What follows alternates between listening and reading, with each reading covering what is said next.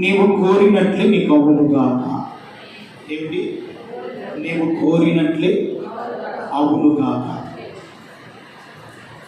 గడిచిన దినాల్లో నాకు జ్ఞాపకం ఉంది, నీవు విశ్వసించిన ప్రకారం నీకు అవునుగాక అని ఒక మాట చెప్పింది. ఈ రోజున నీవు కోరినట్లే అవునుగాక. దేవుని స్తోత్రం చెప్పండి. హల్లెలూయా. ఏదో ఒక కోరిక, ఏదో ఒక ఆశ మన జీవితంలో నెరవేర్చబడుతుంటే, ఆయన సన్నిధికి వెళ్తున్నాను, నా హృదయంలో ఉన్నటువంటి కోరిక దేవుడు తీరిస్తే చాలా ఆనందపడతాము, సంతోషపడతాము. మన దేవుడు ఎవరంటే మన కోరికలను తీర్చే దేవుడై ఉన్నాడు. హల్లెలూయా. చదవండి మూలవాక్యంగా మత్తయి సువార్త 15వ అధ్యాయము. మత్తయి సువార్త 15వ అధ్యాయము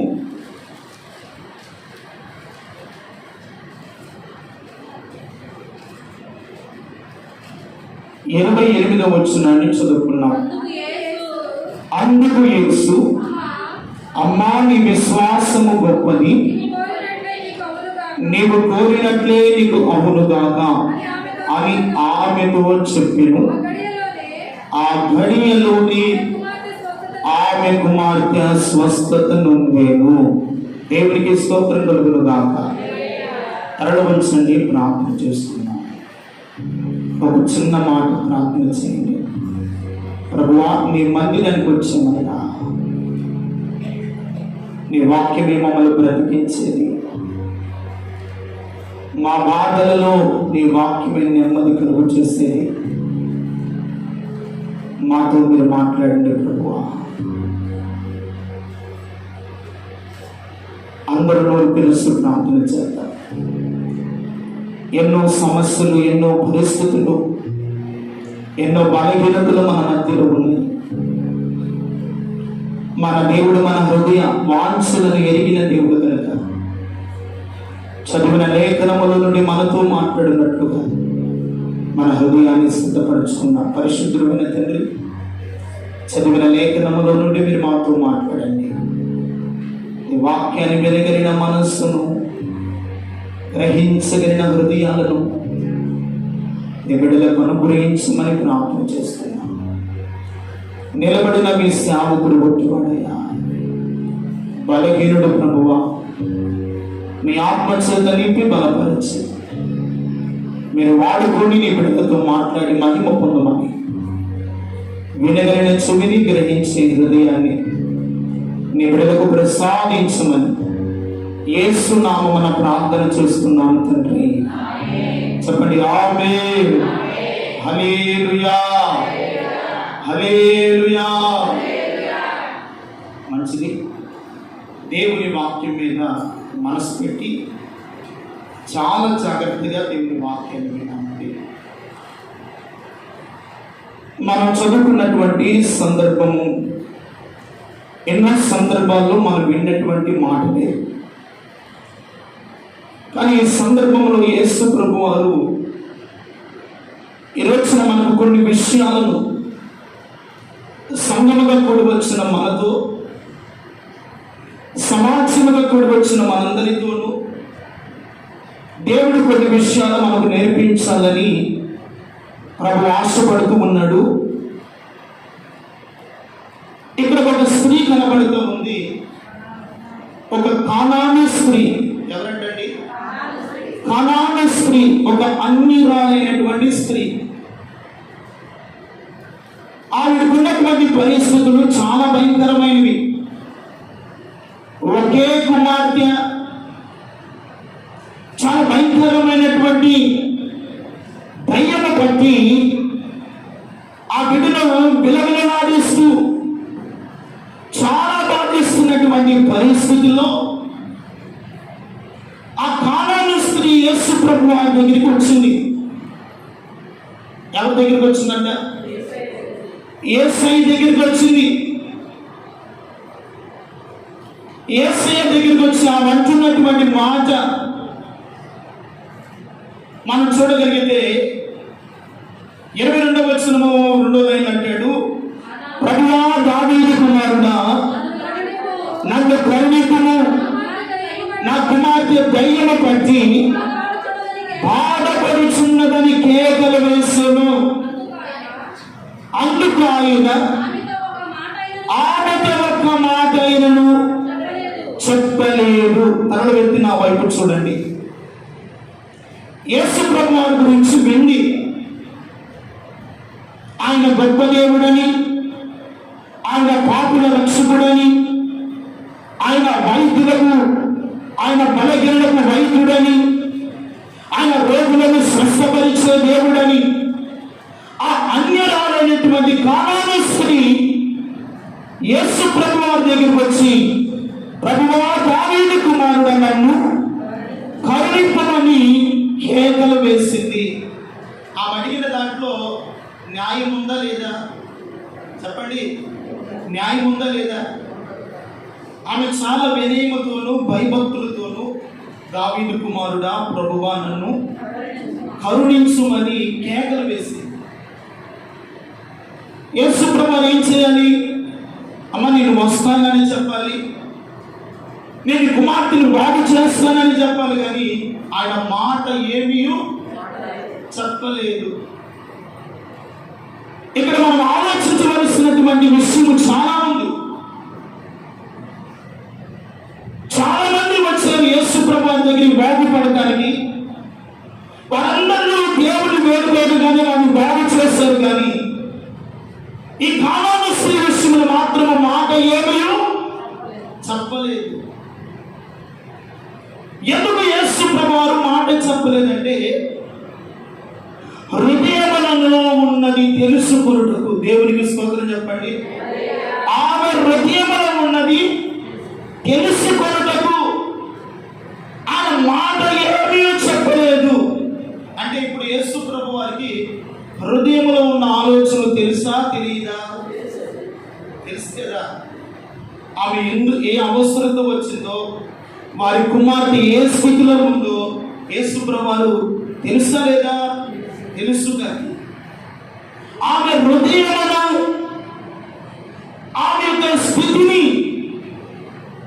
ఎలా ఉండాలో తెలుసుకున్నప్పుడు ఆయన మాట ఏమీ చెప్పలేదు.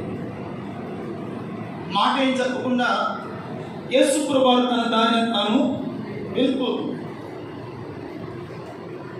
సాధారణంగా మనం ఏమనుకుంటామంటే, ఈయన ఏదో గొప్పవాడు అనుకోని వచ్చాడు, ఈయన రోగులను బాగు చేసే ప్రభు అని వచ్చాడు, నా కుమార్తెకి దయ్యం పట్టింది కరుణించు ప్రభు అని కేకలు వేస్తే కనీసం బాగు చేయకుండా మాట మాత్రమే చెప్పకుండా సమాధానం కూడా ఇవ్వకుండా వెళ్ళిపోతున్నాడు. ఏంటి ఈయన కాకపోతే ఇంకొకరు లేరని వెళ్ళిపోలేదు. ఆయన వెళ్తూ ఉండగానే ఆమెలో ఉన్నటువంటి రెండవ అనుభవం ఏమిటంటే, ఆమె వెంబడిస్తూనే వెళ్తుంది. హల్లెలూయా. ఆయన మాట ఏమీ చెప్పలేదు. అదే మనం అనుకో, ఆయన దగ్గరికి వెళ్ళామమ్మా, సమస్య చెప్పాను, నా కోసం ప్రార్థన చేయలేదు. ఆయన కాకపోతే ఇంకొక పాస్టర్ ఉన్నాడు. అక్కడ యేసు ప్రభువారు ఆమె హృదయంలోనిది, ఆమె జీవితంలో ఏమి ఉన్నదో తెలుసుకున్నట్టు ఆమెకు మాట ఏమీ చెప్పకుండా వెళ్ళిపోతుంది. అందుకని ద్వితీయోపదేశకాండము 8వ వాక్యము 8వ అధ్యాయం 2వ వాక్యాన్ని చదువుకుంటే,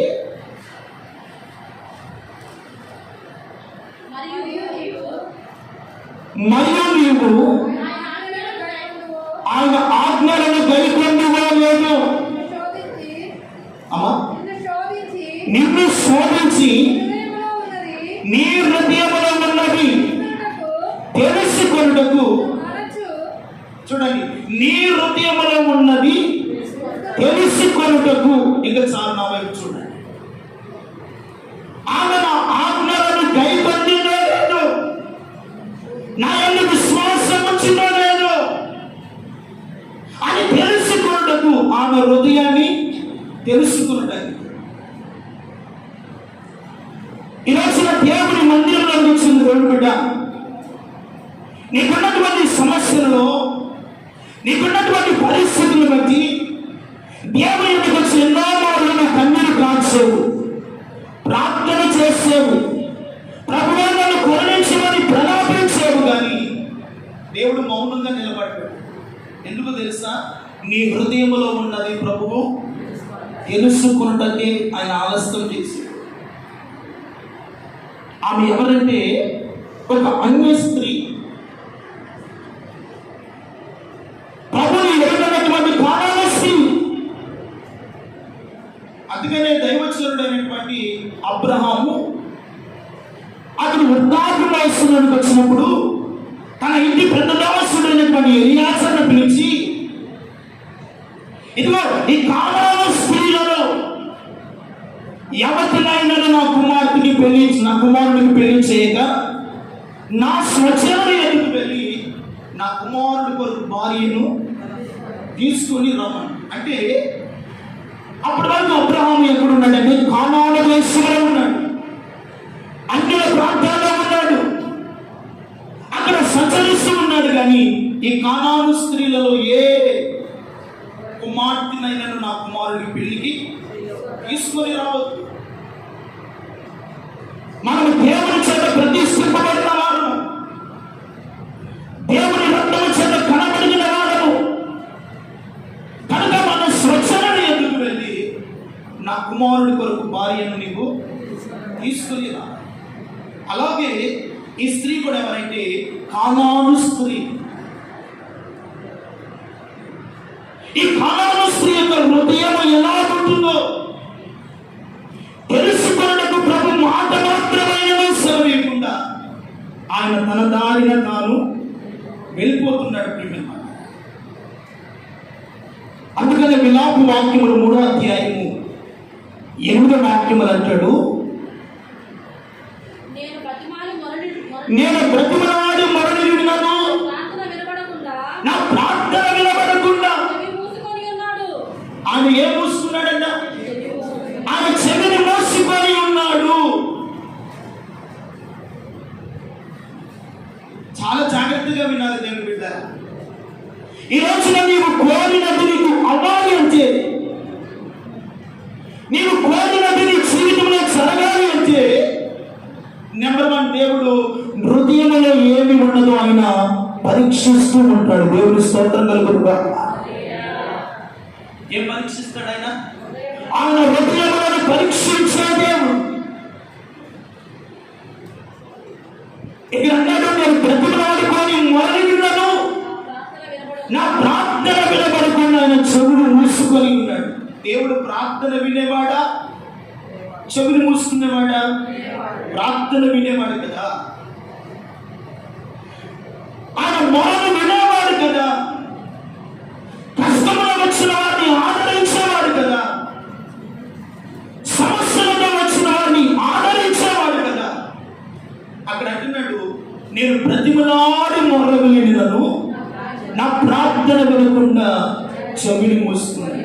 ఎందుకో ఈరోజున మీరు కూడా ఎన్నో సందర్భాల్లో దేవుని బ్రతిమలాడుతున్నారు, మొరపెడుతూ ఉన్నాడు. మీ ప్రార్థన వినకుండా దేవుడు ఎందుకు చెవులు మూసుకుంటున్నాడో అక్కడ ఏం చేయాలంటే మీరు ఆలోచించాలి. ఏం చేయాలి? ఆలోచించాలి. దేవుడు నా ప్రార్థన వినకపోవడానికి కారణము, దేవుడు నన్ను ఆశీర్వదించకుండా ఆయన వెళ్ళిపోవడానికి గల కారణం ఏమిటో మన హృదయాన్ని ఒకసారి పరిశీలన చేసుకోగలిగితే మనలో ఉన్న బలహీనతలన్నీ మనకు తేటగా కనబడతాయి. అప్పుడు నువ్వేం చేయాలంటే, ఇదిగో పలానా బలహీనత నాలో ఉంది కాబట్టి దేవుడు నా ఎడల ఈ కార్యము చేయలేదు, నాలో ఈ చిన్న అవిధేయత ఉంది కాబట్టి ఆయన నా ప్రార్థన వినకుండా చెవిని మూసుకుంటున్నాడు. జ్ఞాపకం వచ్చిన నీకేం చేయాలంటే వెంటనే ప్రభు సన్నిధిలోకి వెళ్ళి పశ్చాత్తాపడి దాన్ని విడిచిపెడితే నీవు కోరినది నీ జీవితంలో ప్రభువు జరిగించునుగాక. హల్లెలూయా. ఇప్పుడు ఆమె కేకలు వేసింది, దావీదు కుమారుడా ప్రభువా నన్ను కరుణింపుము. ఆయన మాట మాత్రము సెలవేయకుండా ఆయన వెళ్ళిపోతున్నాడు. రెండవ అనుభవం ఏమిటంటే ఆయనను ఆమె వెంబడిస్తూనే ఉంది. దేవుని స్తోత్రం కలుగునుగాక. నీవు నేను దేవుడు మన జీవితంలో కార్యము జరిగేంత వరకు ప్రభుని మనము వెంబడించే వారుగా మారుగాక. అది వెంబడించే వారు ఏం చేయాలి? మార్చబడాలి. కొంతమంది దేవుని ఎందుకు వస్తారండి, రాగానే కార్యాలు చేయాలనుకుంటారు. రాగానే నా జీవితంలో అద్భుతాలు జరగాలి, నేను అనుకున్నవాడిని దేవుడు నా ఎడల చేస్తే ఆయన గొప్పవాడు, చేయకపోతే మన దృష్టిలో ఏంటంటే దేవుడు గొప్పవాడు కాదనే కదా అర్థం. మనం అనుకున్నవి జరిగితే గొప్పవాడే, మనం అనుకుని జరగకపోతే ఆ ఏ దేవుళ్ళే ఏం మందిరంలే. ప్రార్థనా గుడికి వెళ్ళకపోతే ఏమవుతుందిలే, ఆరాధనకు వెళ్ళకపోతే ఏమవుతుందిలే, ఈ ఒక్క ఆదివారమే కదా అనుకోని మన నిర్లక్ష్యంగా ఉంటే దేవుడు నువ్వు కోరుకుంటూ ఎలాగిస్తాడు? నువ్వు అనుకున్నవి నీ జీవితంలో ఎలాగ చేస్తాడు? నీ బిడ్డలకు కావాల్సింది ఎలాగ ఇస్తాడు?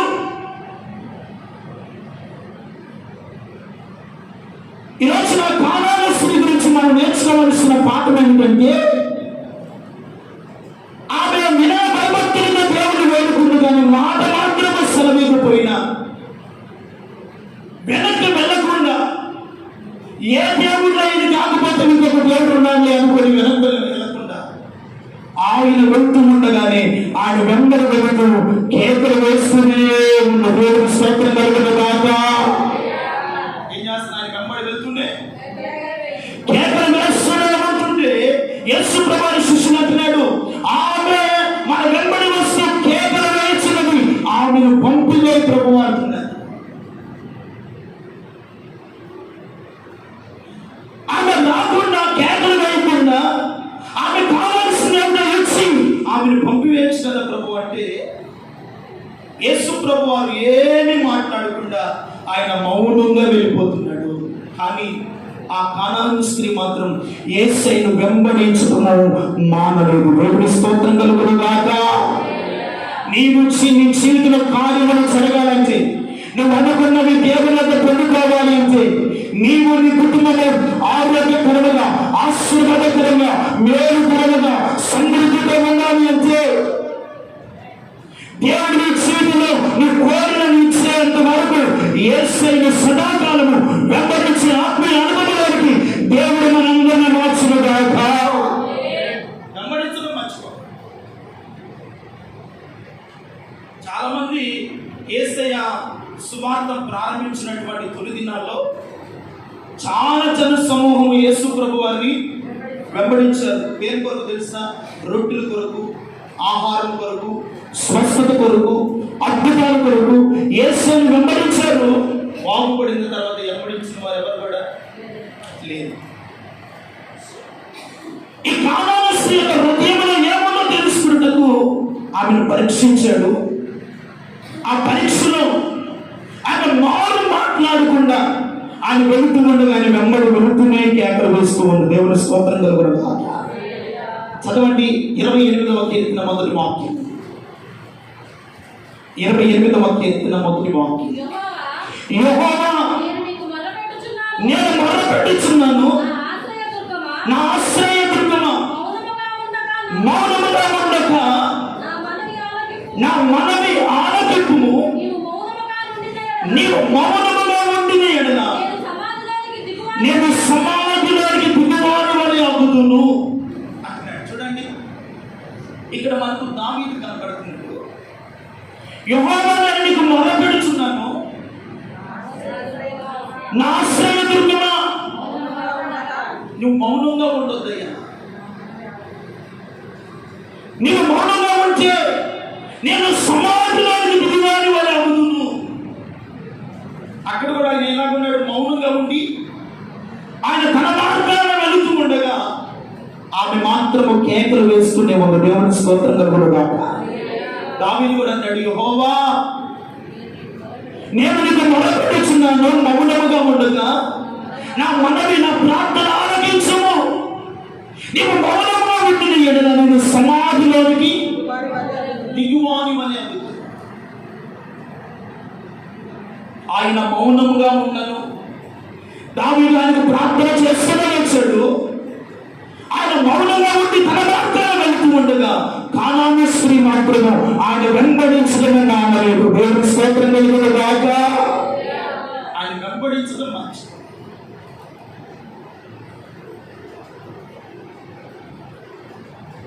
ఈ రోజున దేవుని బిడ్డలారా, ఆయన వెంబడించడం మంచివాడు.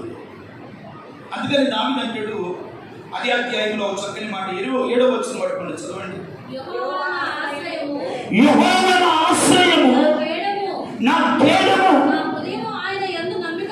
నా హృదయము ఆయన యందు నమ్మిక ఉంచును గనుక నాకు సహాయము కలుగును. చక్కని కొట్టి దేవునికి మహిమ కలుగును గాక. గట్టిగా దేవునికి స్తోత్రము కలుగును గాక. ఏమంటున్నాడు? యెహోవా నా ఆశ్రయము, నా కేడము, నా హృదయము ఆయన యందు నమ్మిక ఉంచెను. దేవునికి స్తోత్రం కలుగును గాక. ఇప్పుడు ఆమె కూడా అనుకుంది, ఇక నా కుమార్తెను బాగు చేయగలిగిన వాడు ఈయన తప్ప నా కుమార్తెను బాగు చేయగలిగిన శక్తివంతుడు ఎవరు కూడా లేడు. ఆయన మాట మాత్రమే సెలవేయకపోయినా, ఆయన ఒకవేళ నన్ను నా కుమార్తెను బాగు చేయకపోయినా నేను మాత్రం ఆయన వెంబడిస్తూ ఆయన మీద నేను నమ్మిక ఉంచి ఉంటున్నాను. దేవుని స్తోత్రం కలుగును గాక. నమ్మిక ఉంచింది కనుకనే ఆమె కోరినది ఆమె జీవితంలో ప్రభు జరిగించాడు. దేవుని స్తోత్రం కలుగును గాక. దేవుని జీవితంలో కార్యములు చేయలేదని ఆగిపోవద్దు. మందిరాన్ని మాట్లాడద్దు. దేవునికి దూరం కావద్దు. ఆయన వెంబడిస్తూ ఆయన ఉపదేశములను, ఆయన ఆజ్ఞా మార్గములను, ఆయన నీతియుక్తమైనటువంటి మార్గములో మీరు ప్రయాణం చేస్తూ ఉంటే ఆయన మౌనముగా ఉన్నను. తగిన సమయమందు, తగిన రీతిలో, అనుకూల సమయమందు మీ ఎడల మీరు అనుకున్నది, మీరు కోరుకున్నది దేవుడు మీ జీవితంలో కానీ, మీ బిడ్డల జీవితాల్లో కానీ, మీ వ్యక్తిగత జీవితంలో కానీ నా ప్రభువు చేయగలగా. కానీ మీరు ఇచ్చేవాడు వెంబడించడం మానకూడదు. నీ హృదయాన్ని తెలుసుకున్న హృదయాన్ని ఆయన నీ ప్రార్థన ఎందుకు వినలేదో నువ్వు గ్రహించావు. గ్రహించిన వెంటనే పశ్చాత్తాపడి ఏ లోపము, ఏ అవిధేయత మనలో ఉందో విడిచిపెడితే మన జీవితంలో ప్రభు ఏం చేస్తాడు? కార్యం చేస్తాడు.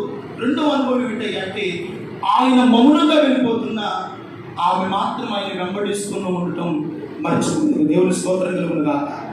వెంబడించడం మాత్రమే కాదు, కేకలు వేశారు. దేవుని స్తోత్రం కలుగును గాక.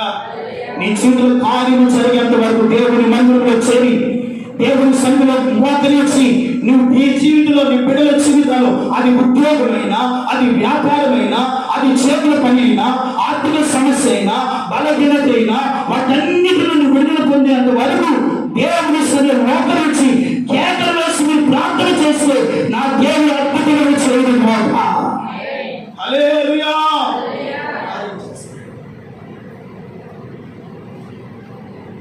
అందుకని దావీదు అంటాడు, ఆయన నాకు ఆశ్రయము, నా కేడము, నా హృదయం ఆయన యందు నమ్మిక ఉంచింది. దేవుని స్తోత్రం కలుగును గాక.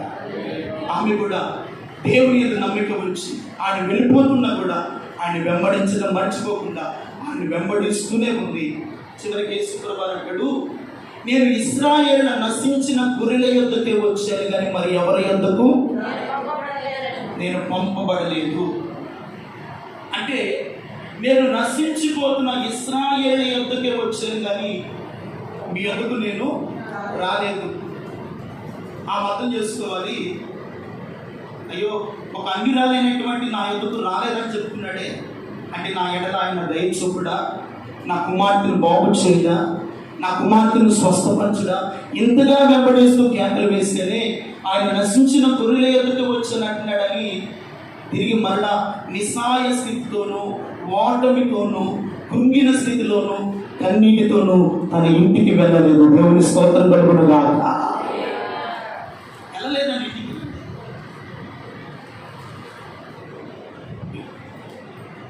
యేసు ప్రభువు అంటాడు, నేను నశించిన గొర్రెల ఎద్దుకు వచ్చాను కానీ మరి ఎవరి ఎద్దుకు నేను పంపబడలేదు. అందుకని యేసు ప్రభువు ఆయన శిష్యులతో చెప్పాడు, మత్తయి సువార్త 10వ అధ్యాయం 5వ వాక్యం చదువుకుంటే, యేసు ఆ 12 మందిని పంపుచు వారిని చూసి వారికి ఆజ్ఞాపించినది ఏమనగా, మీరు అన్ని జనుల దారిలోనికి వెళ్ళకుడి, సమరయులు ఏ పట్టణంలోనైనను ప్రవేశింపకుడి గాని ఇశ్రాయేలు వంశములోని నశించుచున్న గొర్రెల ఎద్దుకే వెళ్ళుడి, వెళ్ళుచు పరలోక రాజ్యము సమీపించుచున్నదని ప్రకటించుడి, రోగులను స్వస్థపరచుడి, చనిపోయిన వారిని లేపుడి, కుష్ఠరోగులను శుద్ధి చేయి, దయ్యములను వెళ్ళబెట్టుడి, ఉచితముగా పొందుతిని ఉచితముగా ఇవ్వుడి. దేవునికి స్తోత్రం కలుగును గాక. యేసు ప్రభువు కూడా 12 మంది శిష్యులను దేవుడు ఏర్పాటు చేసుకుని వారిని గ్రామాల్లోనికి పంపిస్తూ ఉండగా, మీరు అన్యుల మార్గములందు మీరు వెళ్ళకుడి, సమరయులు కానానీయులు ఏ పట్టణంలోనైనను మీరు ప్రవేశింపుకుడి, నశించిపోతున్న ఇశ్రాయేలు యొద్దకు మీరు వెళ్ళుడి. ప్రియమైన వాళ్ళారా, ఈ లోకంలో మనం ప్రయాణం చేస్తున్నాం. లోకంలో ప్రభువుని నమ్మిన వారు ఉంటారు, నమ్మని వారు ఉంటారు. చెప్పండి, నమ్మిన వారు ఉంటారు, నమ్మని వారు ఉంటారు. కానీ నువ్వు నమ్మిన వారినే వెంబడించాలి కానీ అన్ని ఎందుకు మనము వెళ్ళకూడదు. వారి ఆచారాలు మనం చేయకూడదు, వారి సంప్రదాయాలు మనం పాటించకూడదు. యేసు ప్రభువు చెప్పాడు, నశించిపోతున్న గొర్రెల యొద్దకు మీరు వెళ్ళండి, రోగులను స్వస్థపరచుడి, చనిపోయిన వారిని లేపుడి, కుష్ఠరోగులను శుద్ధి చేయండి. మీరు ఉచితముగా పొందితిరి కనుక ఉచితముగానే. దేవుని బిడ్డలారా ఆలోచించండి. ఆమె అనుకుంది, ఇక నా జీవితంలో ప్రభు ఈ కార్యము చేయుడేమో అనుకుంది. కానీ ఆయన ఆ మాట చెప్పినా, నేను నశించిపోతున్న ఇశ్రాయేలు గొర్రెల యొద్దకే వచ్చానని చెప్పిన యేసయ్య వెంబడి వెళ్ళటం ఆమె మాననే మానలేదు. దేవుని స్తోత్రం కలుగునుగా. ఈరోజున దేవుని మందిరానికి వస్తున్నాం, దేవుని వాక్యాన్ని వింటున్నాం, దేవుని సహవాసానికి వస్తున్నాం. కానీ వాక్యానుసారంగా జీవించగలుగుతున్నామా? ఒక కాలాల స్త్రీ ఎంతగా దేవుని నమ్మిందండి, ఎంతగా విశ్వాసం ఉంచిందండి, ఎంతగా దేవుని మీద ఆనుకుందండి. నీవు నేను ఆమె వలె ఆనుకున్నట్లయితే ఎప్పుడో మన కుటుంబాలు బాగుపడే. దేవుని స్తోత్రం కలుగునుగా. ఎప్పుడో మన కుటుంబ పరిస్థితులను మార్చబడే. ఈరోజు ఇంకా దేవుని యొక్క వస్తున్న నీ స్థితి మారలేదు, నీ ఆశీర్వాదం కలగట్లేదు, నీ బిడ్డల జీవితాలు అద్భుతాలు చెప్పలేదు. సంపాదిస్తున్నావు కానీ కుటుంబంలో సరైన ఆశీర్వాదం లేదు. కారణం ఏమిటో తెలుసా?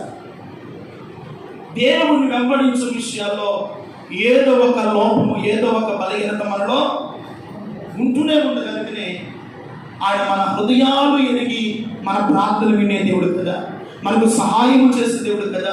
మనం ఆయన ఎంత నమ్మిక ఉంచితే ఆయన మనలో ఉన్నతమైనటువంటి కార్యాలు జరిగించబడు కదా.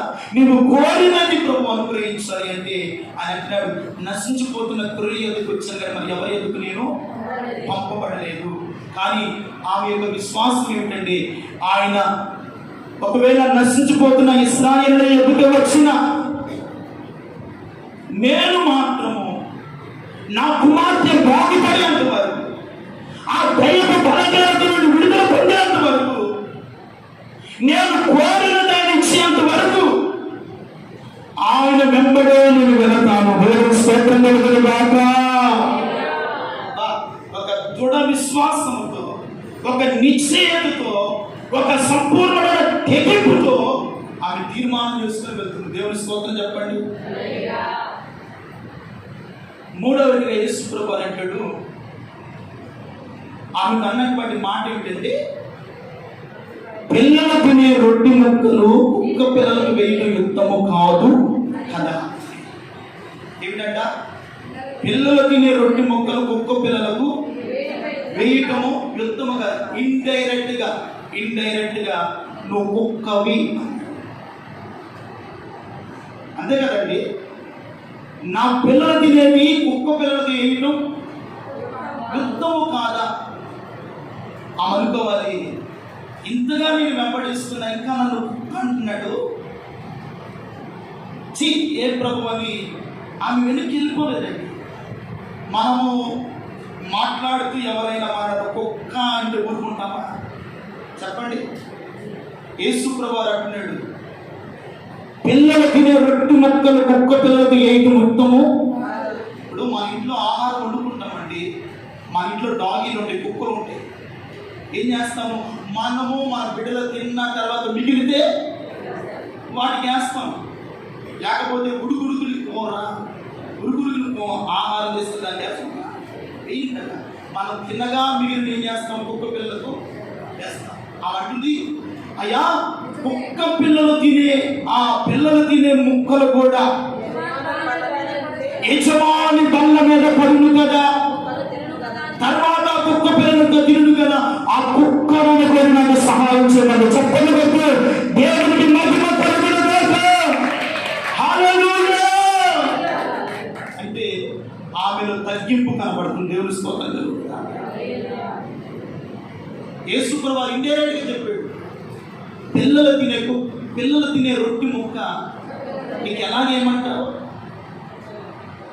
కుక్క పిల్లలకి ఏంటి యుద్ధము కాదు కదా అంటే నిజమేనయ్యా, ఆ కుక్కను అనుకొని నాకు సహాయము చేయకూడదు. దేవుని స్తోత్రం కలుగునుగాక.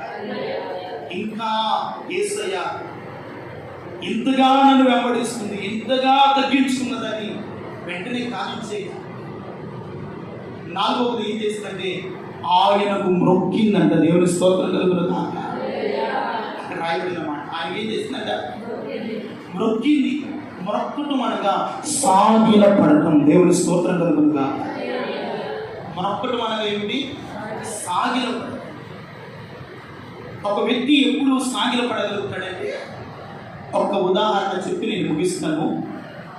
దావీదు అవిధేయత చేశాడు, ఎవరు చూడలేదనుకొని రాజ అంతఃపురంలో బాగా జీవిస్తూ ఉన్నాడు. కానీ దేవుడు ఏం చేశాడు? చూశాడు, ప్రవక్తను పంపించాడు. ప్రవక్త అన్నాడు, అయ్యా ఒకడికి 4 గొర్రెలు ఉన్నాయి. ఆ 4 గొర్రెలు వాడి దగ్గర ఉంచుకొని ఒక గొర్రె నా దగ్గరికి వెళ్ళి దాన్ని అన్యాయముగా దోచుకున్నాడు. అయ్యా మరి రాజుగారు నువ్వేం న్యాయం తీరుస్తావంటే, దావీదు అంటాడు, వాడు నిశ్చయముగా మరణానికి పాత్రుడు. అప్పుడు అన్నాడు, ఎవడు వాడు ఇటు పిలిపించిన రాజ్యంలోనికి, నా ఎదుట వాడు నిలబడని చెప్పు అని ప్రవక్త అంటే, ఆ మనుషుడు ఎవరో కాదయ్యా, నీవే. దేవుని స్తోత్రం కలుగునుగాక. వెంటనే దావీదు ఏం చేశాడు తెలుసా? యెహోవా మందిరములోకి వెళ్ళాడు, ఆయనకు నొక్కి సాష్టాంగ నమస్కారం చేసి పశ్చాత్తాపంతో ప్రార్థన. రాజు కదా, నీవు నాకు చెప్పి అంత ఓడవా అని ఎదిరించవచ్చు, త్రోసివేయచ్చు అతని మాట. రాజుకి ఎవరైనా చెప్తాడండి? లేదు. వెంటనే దావీదు చేసిన పని ఏమిటో తెలుసా? సాష్టాంగపడి పశ్చాత్తాపడ్డాడు. దేవుని స్తోత్రం కలుగునుగాక. అందుకని దావీదు సింహాసనము నేటి వరకు దావీదు సంతానమే ఏలుబడి చేస్తూ ఉన్నాడు. దేవుని స్తోత్రం కలుగునుగాక. కనుక ప్రియమైన వాళ్ళారా, ఆమె ఏం చేసిందంటే, 4వదిగా సాష్టాంగపడి మ్రొక్కి నమస్కరించి ఆయన వేడుకున్నాడు. దేవుని స్తోత్రం కలుగునుగాక. ఒక రోజున యేసు ప్రభువారు ఒక కుష్ఠరోగి వచ్చి ఆయనకు మ్రొక్కి, అయ్యా ప్రభువా, నన్ను నీకు ఇష్టమైతే శుద్ధిగా చేయగలవా నాకు ఇష్టమే, నీవు శుద్ధుడవు. ఆలస్యం ఉందా? లేట్ చేసాడా? వెంటనే తక్షణమే వారి కుష్ఠరోగములకు బాధపడ్డాడు. దేవుని స్తోత్రం కలుగును గాక. ఈమె మాత్రము ఆయన వెంబడిస్తూ వచ్చింది. ఆమె హృదయాన్ని పరిశోధించాడు, ఆమెను కుక్కటపరిచాడు, ఆమెకు మొక్కుతూ ఉంది. కానీ దేవుడు కార్యం ఇంకా జరిగించదు. దేవుడు బిడ్డలారా, కొన్ని సందర్భాల్లో మనం అనుకున్నవి, మనం కోరుకున్నవి జరగాలంటే కొంత ఆలస్యం పట్టవచ్చు. కానీ ఆ ఆలస్యంలో నువ్వు దేవుని మీద ఎంత ఆధారపడ్డావో, దేవుని మీద ఎంత విశ్వాసం ఉంచావో, ఎంత నమ్మకం ఉంచావో మనుషులు కాదు చూసేది, ఆకాశమందు దేవుడు నీ విశ్వాసాన్ని పరీక్షిస్తాడు. విశ్వాసాన్ని పరీక్షిస్తాడు. ఆయన పరీక్షించినప్పుడు ఆ పరీక్షలో నీవు నేను నెగ్గగలిగితే, నీవు కోరినవి నీ జీవితంలో జరిగేలాగా, నీవు అనుకున్నవి నీవు పెట్టుకునేలాగా, నీ పిల్లల జీవితంలో అది ఆశీర్వాదమైన, అది గర్భఫలమైన, అది భూసంబంధమైన ఆశీర్వాదమైన, నీకు కావలసిన ఏదైనా ఆయన అనుకున్న సమయంలో తిరిగి నీకు ఆయన ఇవ్వగలగడానికి ఆయన కృపగల దేవుడై ఉన్నాడు. దేవుని స్తోత్రం కలుగును గాక. 4వ మెన్షన్ చేసినట్ట మొక్కటం అనగా తగ్గింపు చెంది. దేవుని స్తోత్రం కలుగును గాక. ఎంతగా తగ్గించుకుందో నీవు నేను ఆయన సన్నిధిలో తగ్గించుకొని ఆయన కృపను వేడుకుంటే దేవుడు మన ఎడల గొప్ప కార్యాలు ప్రభువు చేస్తాడు. అందుకని 28వ వచ్చినట్టు ఇంకా ఆమె మొరకటము, ఆమె తగ్గింపు చూసి యేసయ్య అంటాడు, అందుకు యేసు, అమ్మా నీ విశ్వాసం గొప్పది, నీవు కోరినట్లే అడుగుగా అని ఆమెతో చెప్పెను. ఆ గడియలోనే ఆమె కుమార్తె స్వస్థత పొందెను. గట్టిగా చెప్పలేదు దేవునికి మహిమ కలుగును గాక. హల్లెలూయా. ఆ గడియలోనే ఆమె కుమార్తె స్వస్థత ఉంది. ఆమె జీవితంలో కార్యం చేయడానికి 4 అనుభవాలుగా దేవుడు నడిపించాడు. మరి మన జీవితాల్లో ప్రభు కార్యం చేయడానికి, మన విశ్వాసాన్ని పరీక్షించడానికి ఎన్నో అనుభవాలతో, ఎన్నో శ్రమలతో, ఎన్నో బాధలతో మనల్ని పరీక్షించి నీ విశ్వాసాన్ని గ్రహించి అప్పుడు నీ ఎడల నీవు కోరినది నీ జీవితంలో అనుగ్రహించుటకు నా దేవుడు సంసిద్ధముగా ఉన్నాడు. దేవుని స్తోత్రం కలుగును గాక. కోరింది ఇస్తాడు. నీ బిడ్డలకి ఏది కావాలో ఇస్తాడు. నీ ఇంటికి ఏది అవసరతో దేవుడు ఇస్తాడు. నీ కుటుంబంలో ఏది ఇబ్బందో దేవుడు ఎరిగినా కనుక ఆయన మీద మీరు ఆనుకున్నాడు, ఆయన మీద ఆధారపడటం మీరు నేర్చుకోవాలి. ఒక్క మాట చెప్తున్నా, చదవండి. మార్కు సువార్త 7వ అధ్యాయం 29వ వచనం. మార్కు సువార్త 7వ అధ్యాయం 29వ వచనం. అందుకు ఆయన ఈ మాట చెప్పినందున ఎల్లుము, దయ్యముని కుమార్తె వదిలిపోవును ఆమెతో చెప్పెను. ఆమె ఇంటికి వచ్చి తన కుమార్తె మంచము మీద పడుకొని ఉండుటయు, దయ్యమును వదిలిపోయి ఉండుటయు చూసి, చాలు దయ్యము విడిచిపోయి ఉండుట ఆమె చూసాను. దేవునికి మహిమ కలుగును గాక. ఆమె ఎప్పుడైతే నువ్వు వెళ్ళుమో నీ కుమార్తె ఆ దయ్యము నుండి విడుదల పొందును, అది వదిలిపోవును అని చెప్పగా వెళ్ళి చూడగా ఆమె కుమార్తె మంచము మీద పనుకొని దయ్యము వదిలిపోయి ఉండుట చూచాను. దేవుని స్తోత్రం కలుగును గాక. ఈ రోజున ఏ సమస్యలనే దయ్యాలు మన కుటుంబంలో ఉన్నాయో, ఏ రోగమైన దయ్యము మనల్ని వేధిస్తున్నాయో, ఏ అక్రమైన దయ్యము మనల్ని వెంటాడుతున్నాయో, ఈ రోజున దేవుని సన్నిధిలో అది వదిలి బయటికి పోయేదని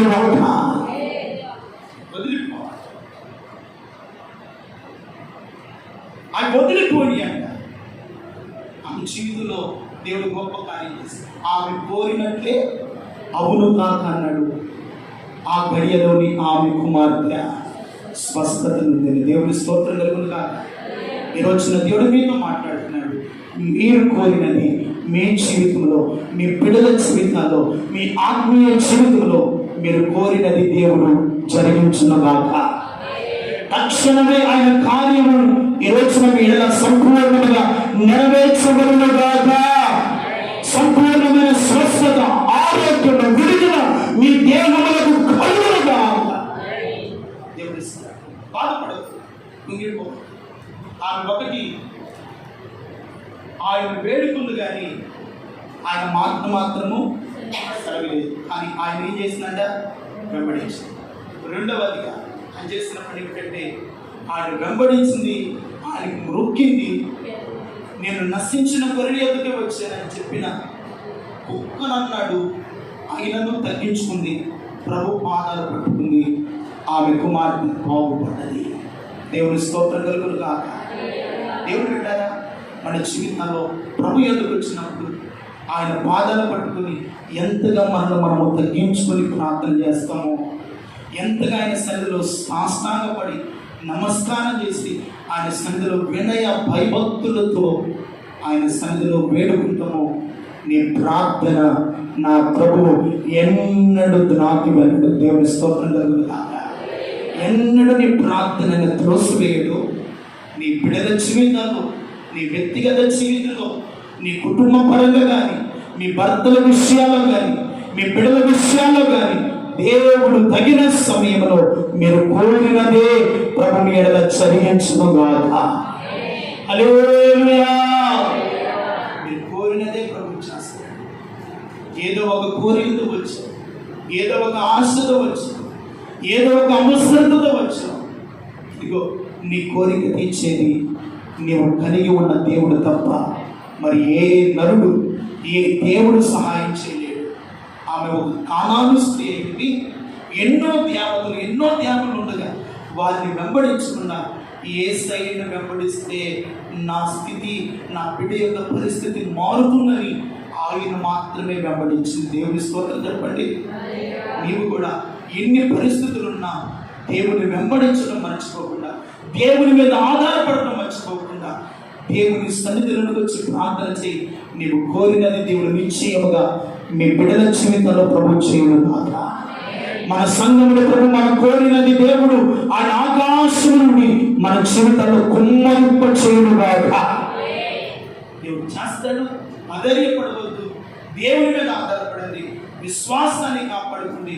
ఆ కానాను స్త్రీ వలె ఒక గట్టి దృఢ విశ్వాసముతో దేవుని మీద ఎల్లప్పుడూ మీరు ఆధారపడండి. ఆయన మీద ఆధారపడిన వారిని ఆయన సిగ్గుపరిచే దేవుడు కాదు. ఇంకా లోకం మీద ఆధారపడినా సిగ్గుపడాలి, మనుషుల మీద ఆధారపడినా సిగ్గుపడాలి. ఇదిగో ఒకవేళ బంధువుల మీద ఆధారపడిన ఒక రోజున తలదించుకోవాలేమో, కానీ దేవుని మీద ఆధారపడిన వారిని దేవుడు ఎన్నడూ విడిచిపెట్టుడు. వారిని జీవితాన్ని ఆశీర్వదించి కనపరిచి ఆయన మహిమ కొరకు నిలబెడతాడు. దేవుని స్తోత్రం చెప్పండి. అలాగే మీ జీవితాలను ప్రభు సిద్ధపరిచి నడిపించునుగాక. ఆమేన్. తన వాక్యాన్ని ప్రభు మనందరి హృదయాల్లో నీరు కట్టి ఫలింపు చేయునుగాక. ప్రార్థన చేసుకుందాం. తరవచ్చండి ప్రార్థన.